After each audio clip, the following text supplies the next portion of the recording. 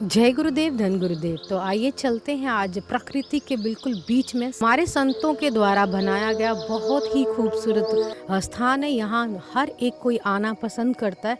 ये पूरा स्थान प्रकृति से हरा भरा है। आगे पीछे इतने सारे पेड़ पौधे हैं, पंछी हैं और सबसे बड़ी बात ये है कि ये शहर से बिल्कुल दूर है। यहाँ पर दूर दूर तक आपको कोई गाड़ी नहीं मिलेगा, कोई शोर नहीं मिलेगा, फ्रेश एयर है और नॉइज़ पोल्यूशन की तो बात ही नहीं है। इधर आओ आप, देखिए यहाँ पे अलग अलग जहाँ पे सुबह सुबह हम बाहर निकलें तो इतने सारे पीकॉक्स होते हैं। सुबह सुबह उठते ही यहाँ पे पंछियों की जो चहचहाहट है और इतना शांत माहौल है, आपको देख के इतना अच्छा लगे। यहाँ पे जो एक हमारे बहुत ही महान संत हुए, संत सखीनाथ जी, उनका समाधि स्थान है और इस पूरे स्थान को जो दोबारा से रीएब्लिश्ड किया है वो हमारे 108 ब्रह्मलीन सुरेंद्र दास जी महाराज जी के द्वारा इसको दोबारा से पूरा बनाया गया और ये पूरा प्रकृति की गोद में है।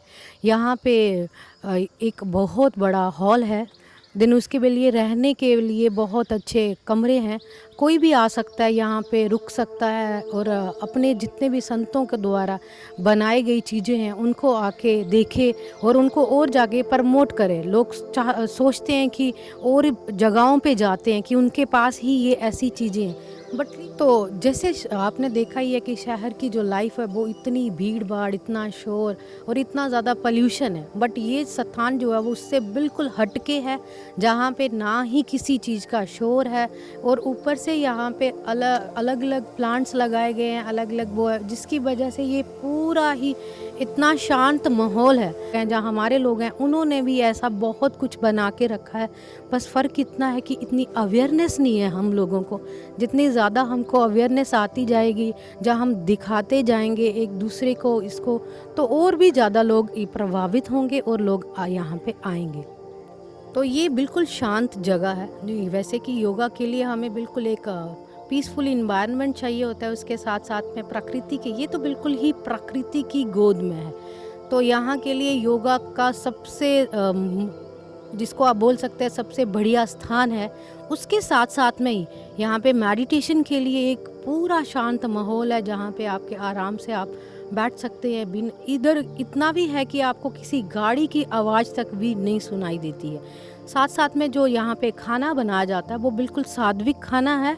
अपने ही खेतों से सब्जियाँ उगाई जाती हैं, उनको ही फिर बनाया जाता है। साथ में इन्होंने गाय भी रखी है, तो घर का दूध है, सब कुछ जो है वो कोई भी मिलावट नहीं है। शहर से ये लाइफ बहुत ही अलग और पीसफुल है।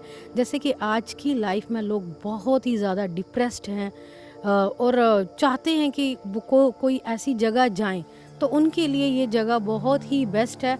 डिटॉक्स करने के लिए हम कह सकते हैं कि इससे बढ़िया स्थान कोई नहीं हो सकता। तो जितना आप कोशिश करें और लोगों को भी बोलें, तो यहाँ पे तीनों चीज़ें सिखाई जाती हैं संतों के द्वारा, इसको प्रेरित किया जाता है और जहाँ के जो संत हैं, संत 108 संत प्रदीप दास जी महाराज जी द्वारा हर महीने यहाँ पे योगा, मेडिटेशन और अमृत बानी का कैंप लगाया जाता है। तो ज़्यादातर वो जो डेट्स रहती हैं वो एंडिंग ऑफ द मंथ रहती हैं कि जहाँ पे लोग और भी लोग फ्री हों और आके इस चीज़ का बेनिफिट उठा सके। जैसे कि शहरों के लोग हैं तो वो उस भीड़ भाड़ की लाइफ से थोड़ा सा बाहर निकल के शांत जगह में आना चाहते हैं और उसके लिए वो लाखों रुपए खर्च करते हैं। बट ऐसा यहाँ कुछ नहीं है, यहाँ पे कोई भी आ सकता है और ये इतनी अफोर्डेबल जगह है कि कोई भी आके यहाँ पे रह सकता है और अपनी मर्जी से जो भी धनराशि वो दान करना चाहता है वो जहाँ पे आके कर सकता है। अपने खाने का और रहने का खर्चा वो दे सकता है उसके अकॉर्डिंग। अभी आपको इस आश्रम का भ्रमण करवाते हैं। तो इस आश्रम के जो पेड़ पौधे, जो भी अलग अलग चीज़ें जहाँ पे लगाई गई हैं उनके बारे में आपको बताते हैं। तो आश्रम में इन्होंने खुद के धान लगाए हुए हैं, चावल की खेती इनकी खुद की होती है। तो उसके साथ साथ में इन्होंने बहुत सारे आम के पेड़ लगाए हुए हैं। आम के पेड़ों के साथ साथ में उन्होंने और भी फल फ्रूट के पौधे लगाए हुए हैं और फूल भी लगवाए हुए हैं।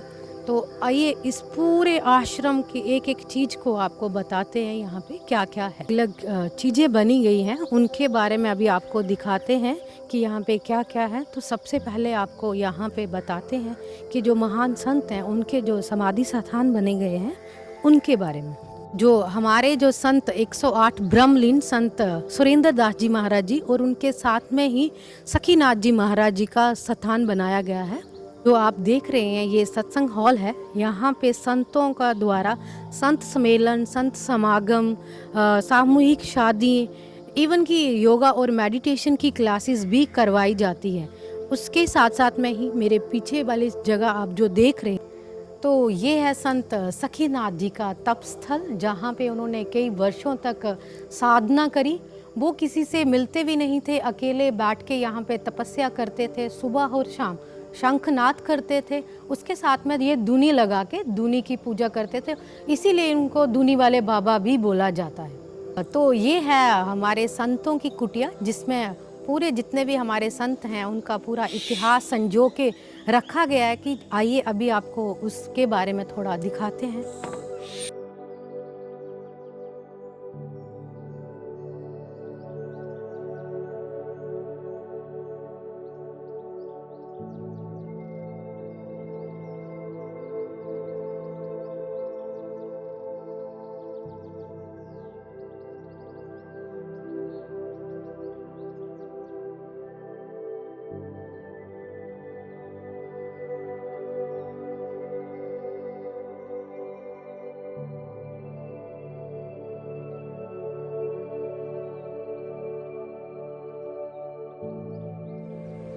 तो जैसे कि हर महीने यहाँ पे शिविर लगाया जाता है, तो जिसमें अमृत वाणी और योग साधना के बारे में लोगों को बताया जाता है और सिखाया जाता है। तो हम चाहते हैं कि और भी लोग इसके साथ जुड़े।